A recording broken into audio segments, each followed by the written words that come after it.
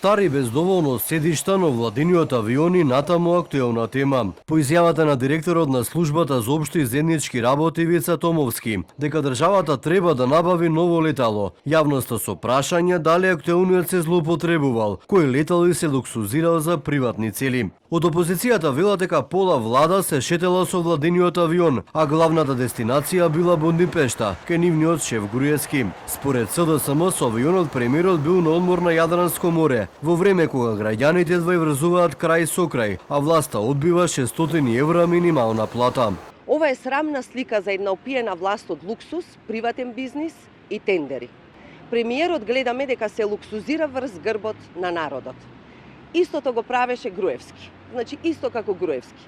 Тој купуваше очила од 60.000 евра и луксузен Мерцедес, а Мицкоски има часовници од 60.000 евра и сака да се луксузира со авион. Мицкоски да се симне и да им одговори. Колку ги чини граѓаните овој луксус на премиерот со владиниот авион?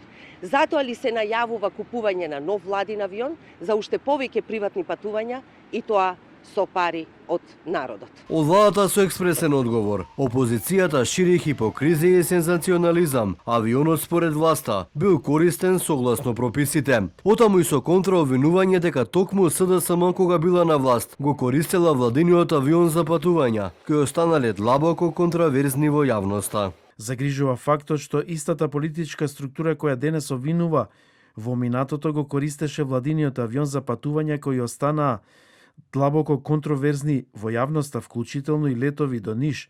Во тоа време од патувањата со владиниот авион гледавме фотографии и изјави со кои се манипулираше јавноста. И во документите од службата за општи заеднички работи кои ги обезбеди Телма, стои дека токму Скопје Будимпешта е релација на која најмногу летал владиниот авион. Дури 7 пати од јуни 2024 година, се до декември минатата година. За истиот период, леталото било користено 40 пати, најмногу од претседателката Давкова и министерот за транспорт и врски Николовски, 13 односно 11 пати.